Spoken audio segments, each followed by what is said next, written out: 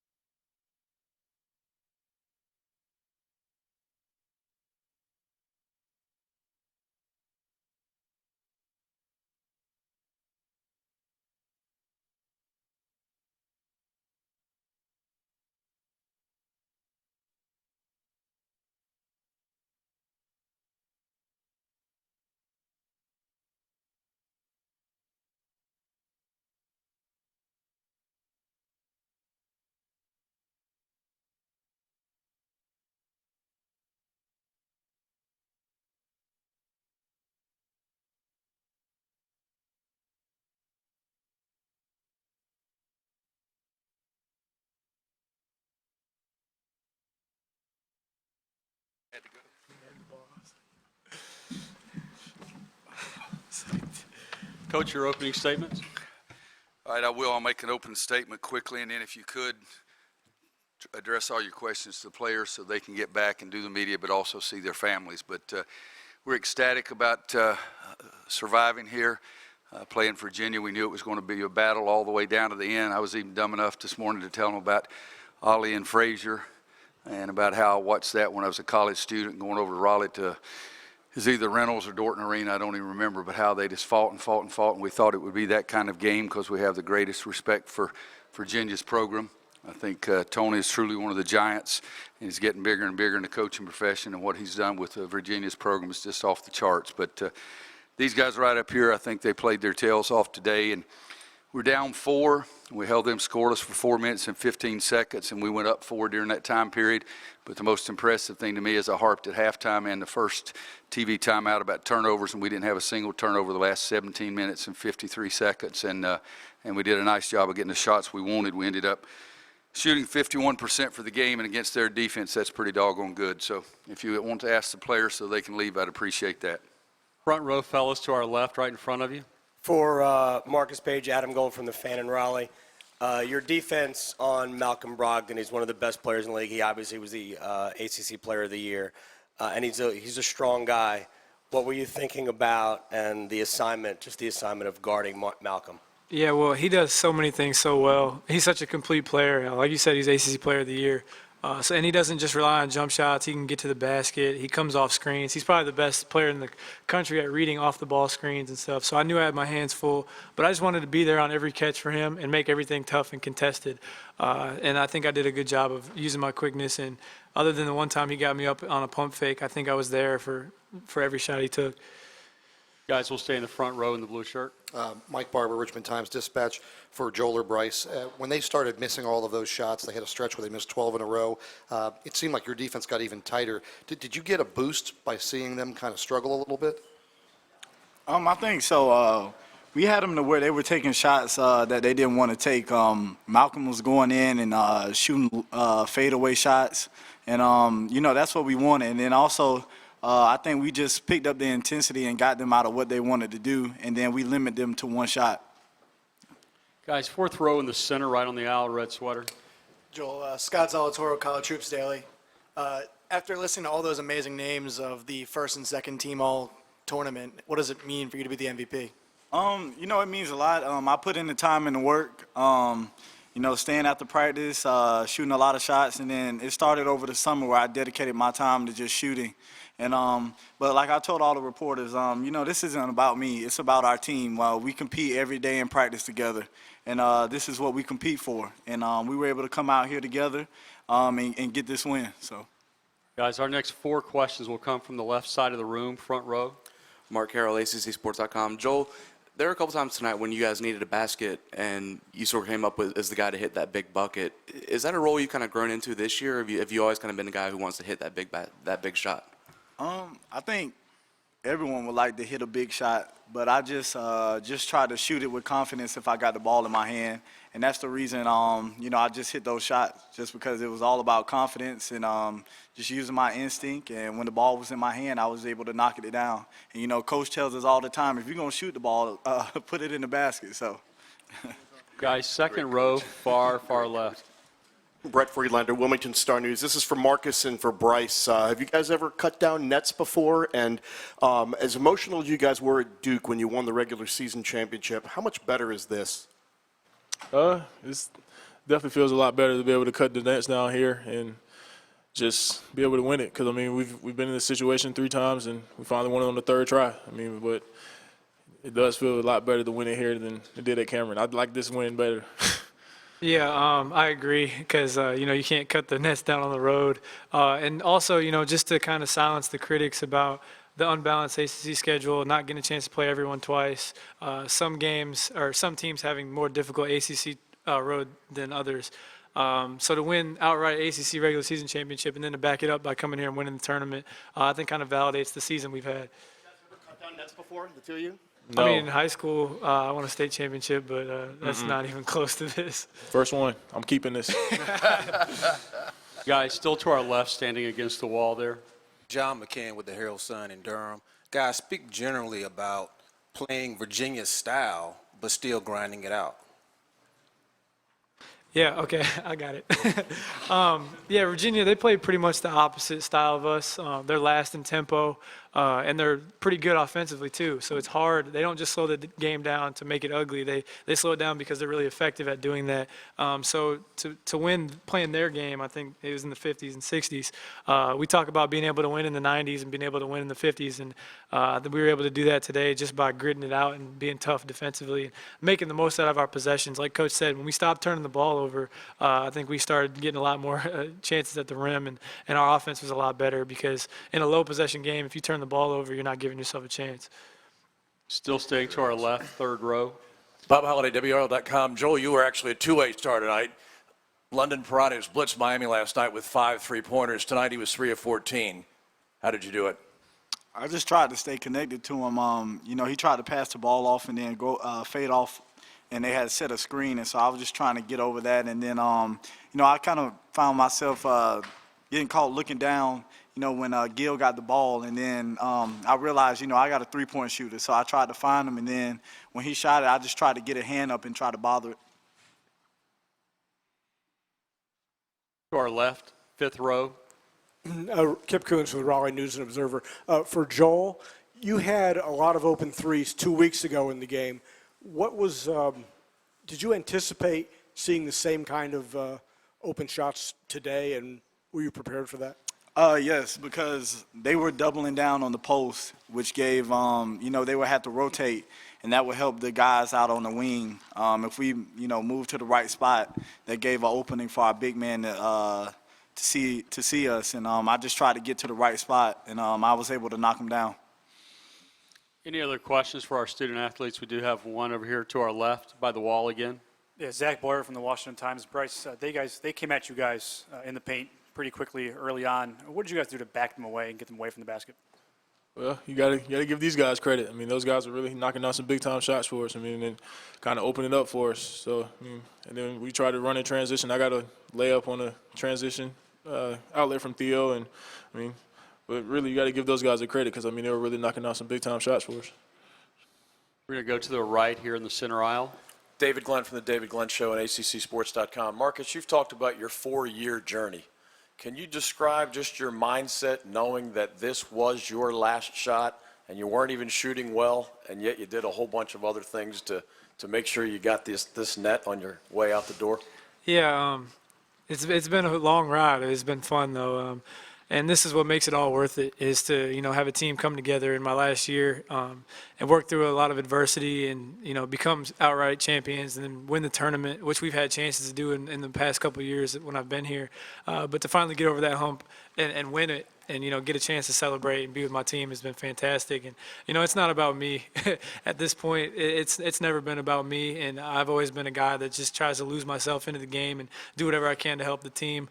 I needed to stop shooting threes a little earlier today. I was 0 for 7, but when I got inside the arc, I was pretty effective. And then I just tried to play great defense because our coaches challenged somebody to step up to guarding Brogdon. So I just try to lose myself in the game and do whatever I can to help these guys, and that's what makes it all worth it. Aisle here in the center to the left, red sweater. Scott Zalatoris, College Troops Daily. For any of the players, talk about playing in a game where there's only 20 combined fouls. It was a swiftly played game, not a lot of contact. Talk about playing in that kind of a game. It's different than usual. Man, it was a very up and down game. In the first half, I think we missed the media timeout.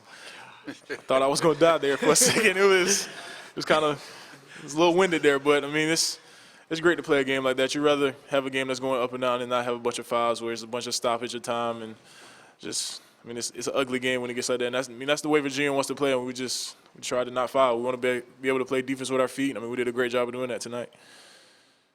Anything else for our student athletes?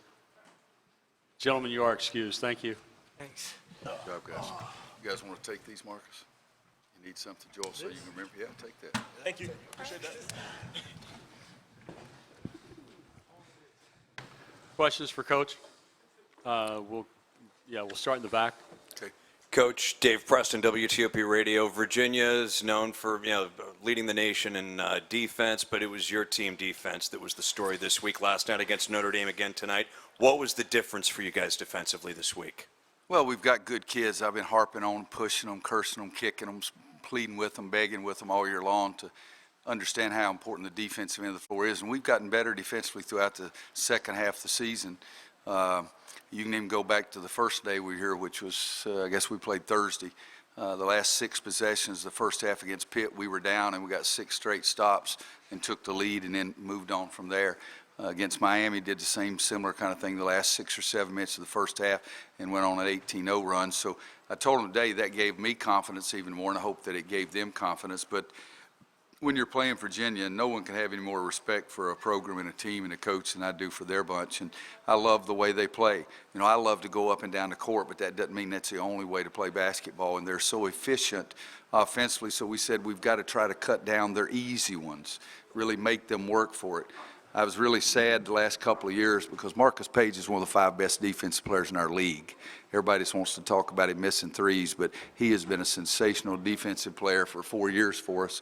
And, he took Malcolm today and really did a nice job, and Malcolm was exceptionally hard to cover. But I think the biggest thing is we kept getting better all season, and we saw some fruits of the labor immediately in the games here, and that sort of gave us a little more confidence too.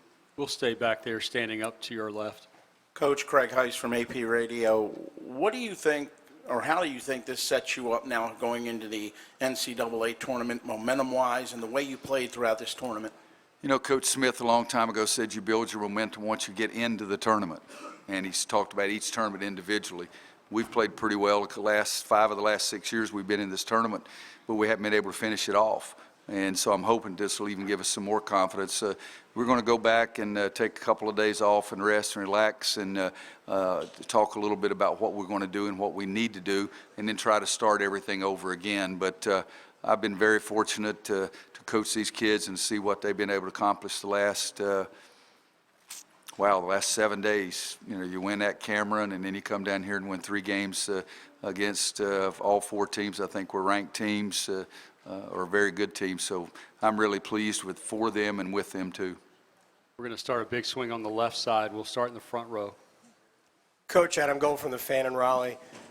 Joel Berry has been such a key for you. I mean, he held all 3 point guards to under 10 points, forced a lot of turnovers, but made big shots. Is his development really one of the keys that is driving this team as it's playing well? Well, his development and also the makeup of the rest of our guys. I mean, you guys have heard it, all the naysayers and all the specialists and all the predictors and the people that know everything that goes on in the world. What have they been talking about for the last 2 months? Well, Marcus needs to play the point. Well, Marcus handled that because Joel Berry was doing a pretty doggone good job of it. And it didn't bother Marcus like it did everybody else, the so-called experts, because I coach my team. They're not in the locker room every day, and I'm at practice every day. And Joel Berry was our most improved player, and maybe in some ways our most consistent player all year long. And Marcus could do other things other than can shoot the basketball. I'll say it again. He is one of the best 5 in our league, and he's one of the best 5 defensive guards I've ever coached. And so he considered that important to the club and did it for us all year long. And he knew that he'd have some chances to have the ball in his hands, and there was never any conflict because Marcus and Joel are great teammates. But Joel Berry, again, I probably would say he's been our most consistent player all year long. And just with each and every game, I thought he got more confidence and more confidence and more confidence. And he can play the total game. I think first game at Duke, the 2 of them were 4 for 22. The next game at Duke, they were 6 for 23. I think that's 10 for 43 in their 2 games at Duke. But they keep playing in other ways, so it's not just like what the so-called experts want. They know how to play the game of basketball, and more importantly, they know how to be great teammates. Stay on the front row there, just to our left. Coach, you said 2 weeks ago that this might be your favorite team that you've ever coached. What does it mean to you to know that this senior group is going to end their careers with a regular season title, an ACC tournament title, and whatever lies ahead? Well, it means a lot. There's no question about that. And, you know, you have to understand the whole situation that's been going on at our place because there's been some negative stuff for 3 years. We've been having some tremendously negative recruiting against us, and these kids believed in us. They believed in what we said, that we're going to be able to play in tournaments, so we're okay. You know, we haven't done it. We're okay. We're okay. Just trust us, believe in us. And I think if somebody does that on the scale that they did when there was so much criticism, makes things extremely special. I think you get stronger with adversity, and I think I've had enough. I'll tell you that. I think I've had enough. But 4 years, and I was really emotional at the end of the Duke game because I've been very fortunate. I've coached for 28 years and never had a team to go 4 years without winning a regular season championship. So that was extremely important to me. And I've been very fortunate for 28 years. And, oh, gosh, I can't. Steve here, is it 9-7 or 9-6? 9-7 conference regular seasons. How many regular season championships at North Carolina? 7. So we've won 16 in 28 years, but this was going to be the only group that hadn't done that. And so it was special. Go with Bob Holliday to our left. It's all right. It's all right. Go ahead, Bob. Roy, in conference-only games, you lead the league in field goal percentage defense. You rank 2nd in steals. You rank 3rd in block shots. People, of course, focus on points. Jay Billis made the observation last night that North Carolina does not get enough credit for its defense. Is he right? Well, I'll even add something to that. I said it, and I may have even said it here last night. I think we are the most criticized, really good basketball team I've ever coached and the least appreciated. That's a pretty doggone good basketball team I've got out there. And, you know, I looked, there's 21 categories that the ACC has. I think in 15 of those 21 we're in the top 5. Now, there's 3 of them that we're at the very bottom. 3-point field goal percentage, number of three-pointers made per game, and defense of the three-pointers. But we got, you look at our conference percentage was much better in that. But we're a well-rounded basketball team. We pass the ball, we defend, we can rebound the ball. You know, we're pretty good on the backboard. So it's a basketball team that we as coaches have appreciated and pushed and pushed and pushed, and that's what we're going to try to do this week too. Question to our right. We'll switch camera angles here. To our right, right by the aisle, Coach. ACCSports.com. You told us stories about Tyler Hansbrough and like walking the streets at night when you couldn't sleep because you just couldn't bear, even though it's about the team, you didn't want to see him leave without a title. Can you just take us through a little of that journey? I mean, it kind of choked you up there when you talked about Marcus. Did you feel a similar burden? Because here he is next to you wearing that net. Yes, there's no question. But I'm a guy that's dumb enough, corny enough, crazy enough, whatever you want to call it. 2007, I was inducted into the Hall of Fame. And I got emotional talking about my mom and my family because all 3 of them were dead, and I wish they had been there to see that. But also got very emotional because the 1997 team at Kansas, I wasn't able to get those guys to a Final Four. And one of my buddies said, gosh, you're getting in the Hall of Fame. Why are you talking about that? And it was a big void in my life as the professional part of my life. And I was really stressing before that game and Duke last week. So that was something that was lifted, and this makes it better because I want all of our kids to realize it's not just about points and rebounds and wins. Yes, I hope that if I'm only good enough for points and rebounds or how to shoot the ball when they leave, I haven't done a very good job as a coach. But so it's been a stressful time. There's no question. But heck, some people have to work for a living. It's not me. I've got it made pretty good.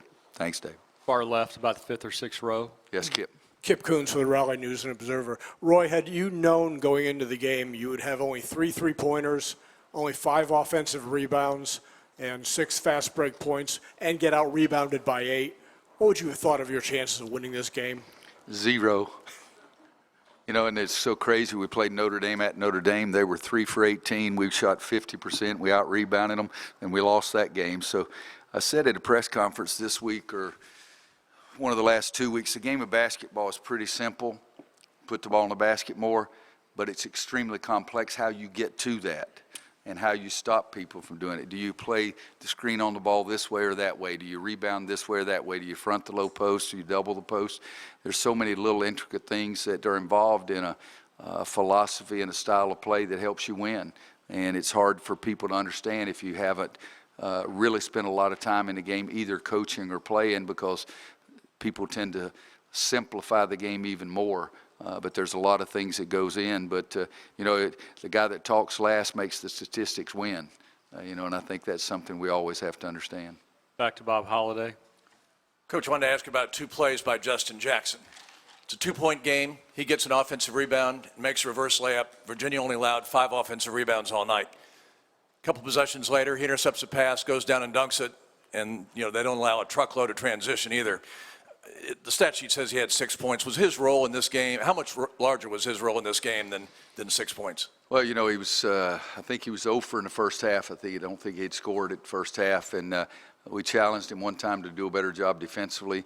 But then I think Theo was in the game, and I took Theo out and put Justin in. And at the timeout, I said, one of the reasons I took Theo out is you got to get to the offensive boards. Justin, you've got to get to the offensive boards, because during that time period had gone small, and Theo and Justin were playing the 4 spot. And Marcus shot the ball, and it looked like it was going all the way in, and it came out, but Justin was there. And I think that was the score tied then, Steve? Or we were up 2? And that gave it to 4, and then getting the steal and going down, making that one was two of the biggest plays you can have for a guy who only scores 6 in the entire game. Center aisle, Coach, just to the left.